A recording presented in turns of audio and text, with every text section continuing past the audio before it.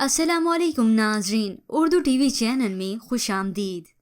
Viewers, drama serial अहद वफा की आज की एपिसोड में जैसा कि आपने देखा, साद और दुआ आखिरकार निकाह के बंधन में बंध चुके हैं। दोनों अपनी हंसी खुशी जिंदगी का आगाज कर चुके हैं। तो उधर शहरियार का ट्रांसफर हुआ शाहजैन के इलाके में, और शाहजैन की हुई सियासत के चक्कर में अपने ही ससुराल से दुश्मनी। तो चलिए व्यूअर्स, अब बढ़ते हैं प्रोमो की जानिब।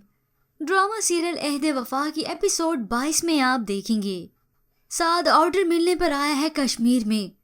तो कुछ ही दिनों के बाद दुआ कॉल करके साद को बताती है वो आते हुए जूनियर साद के लिए बेबी कॉट लेते आना।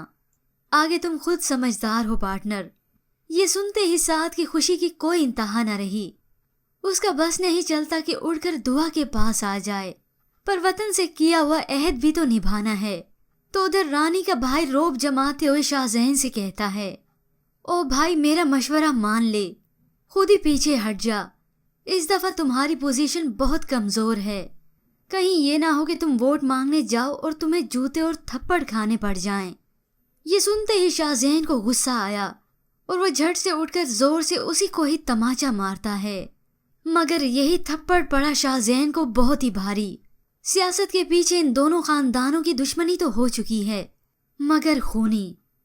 इसी थप्पड़ का बदला लेने के लिए रानी का भाई शाहजैन को गोली मारता है। रानी परेशान होकर रोते हुए रिमशा को कॉल करके कहती है, बस जल्दी से आओ, मेरे शाहजैन को किसी ने गोली मार दी है। शाहजैन के दादा उसे समझाते रहे कि छोड़ दो अभी ये सियासत, मगर उसने एक ना सुनी और आखिर इसी सियासत और वोटों के पीछे हो बैठी दुश्मनी। शारिक और शाहजैन अस्पताल पहुंच चुके हैं। दादा की बातें सुनने के बाद शारिक शहरियार से कहता है, तुम्हें भी वही लग रहा है जो मुझे लग रहा है, क्योंकि दोनों को इस बात का तो शक हो चुका है कि इस वारदात के पीछे आखिर किसका हाथ होगा, किसे होगा शाहजैन के मरने से फायदा। दोनों दोस्त ये खबर अब साद तक भी पहुंचाते हैं। साद परेशान होकर कहता है, तो क्या हुआ, शाहजैन है कहाँ? व्यूअर्स, क्या शाहजैन की मौत हो चुकी है? क्योंकि इस ड्रामे के हवाले से किसी न किसी दोस्त की मौत तो दिखाई ही जाएगी। आपके ख्याल में इन दोस्तों में से क्या शाहजैन होगा या फिर कोई और? इसके मुतालिक हमें अपनी कीमती राय जरूर दीजिएगा।